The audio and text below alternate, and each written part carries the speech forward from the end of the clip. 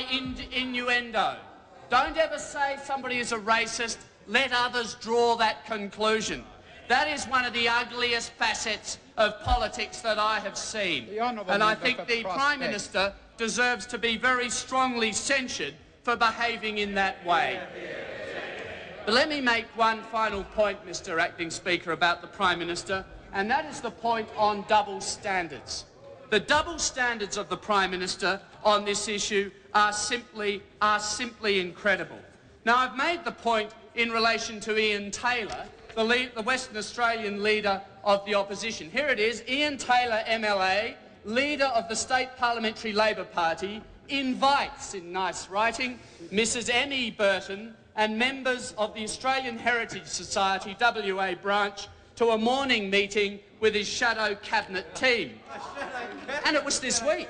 I mean, the irony of this is it was this week. 10 a.m, Monday the 29th of August, 1994. In order to assist with catering for tea and coffee, please RSVP to Ian Taylor's office on 222-7233. And Kim would know the number, but Carmen wouldn't. And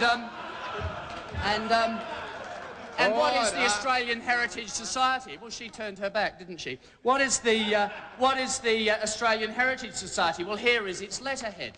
Here is its letterhead. And at the top of the letterhead, it gives the secretary and it gives the address, Midland in Western Australia. And at the bottom it says, the Australian Heritage Society was formed in 1971 and is a division of the Australian League of Rights. Now, you can make the charge. You can make the charge that I went to this meeting to talk about the Constitution and some people from the League of Rights were there and it was a front for the League of Rights. Well, that's fair enough. That's fair enough. The honourable member for Paterson. But I can tell you, and I tell the House, I have never invited the League of Rights for morning tea. That is all of them, invite all of them as well. I mean, really, what is the Labor Party about?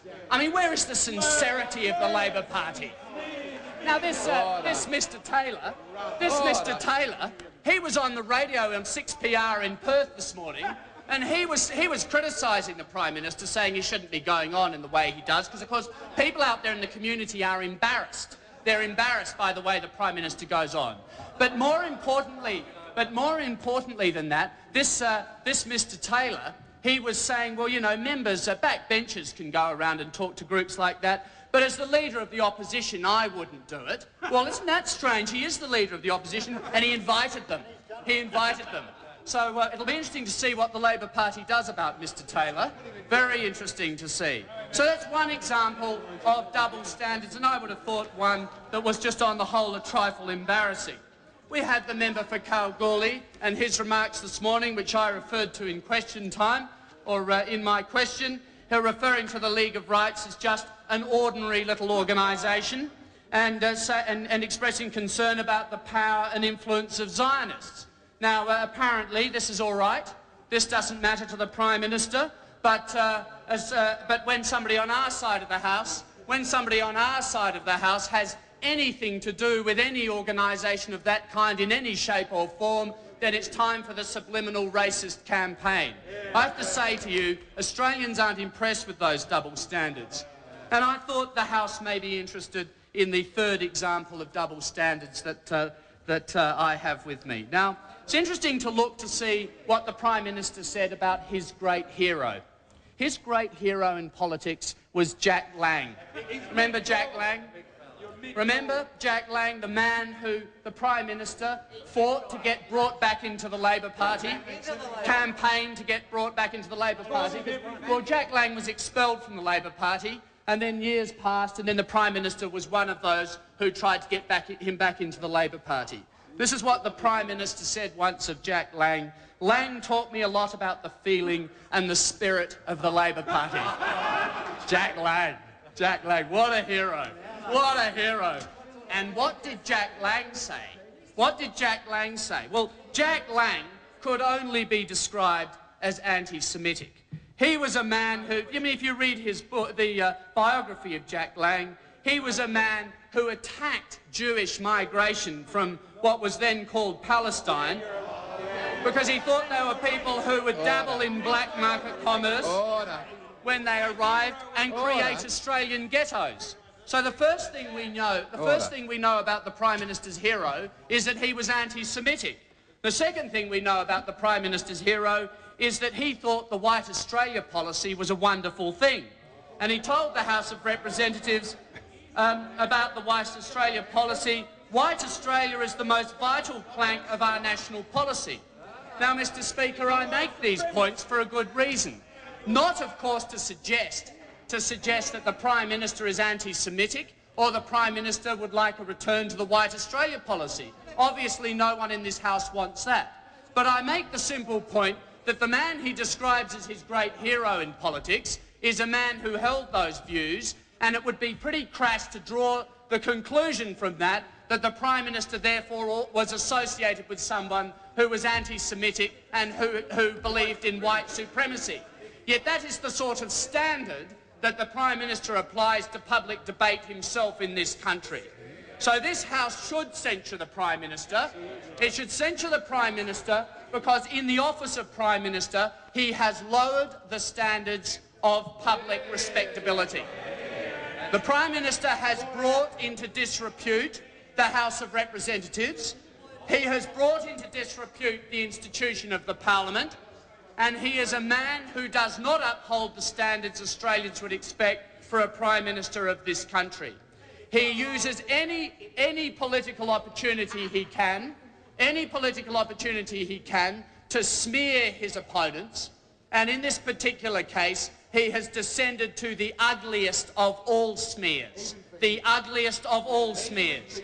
This time, the Prime Minister really has gone too far, and I think the House should understand that. I think even members on the other side, biased as they may be, even members on the other side are embarrassed by the depths to which the Prime Minister has sunk this week. Started the week on the Aboriginal Land Fund, rejecting the Coalition's amendments before he'd seen them, at best insincere, at best a man who is insincere, ended the week by sinking into the political gutter and playing around in the gutter. Suddenly he found Ian Taylor there. So not only is it embarrassing for the Prime Minister, it's worse than that. The Prime Minister has reduced the standards of public office in this country, and it's about time the House censured him and we did something about resuming better standards in Australia. Order. Is the motion seconded? The question is, the motion moved by the Leader of the Opposition be agreed to? I second the motion. The Prime Minister reserve your right to speak. I reserve my right to speak. The question is the motion be agreed to. The Prime Minister. I move that all words after that be deleted and replaced with the following words: that this House censures the Leader of the Opposition for his deception and dishonesty in failing to tell the truth about his attendance and participation in a League of Rights meeting in Adelaide in 1987. By the way, I had that typed before lunch, just in case you'd get up to these schoolboy tactics, which I thought you would. Order. Now, Mr. Speaker, I'll tell you why the Leader of the Opposition is up here today. Because of paragraphs like this in the newspapers.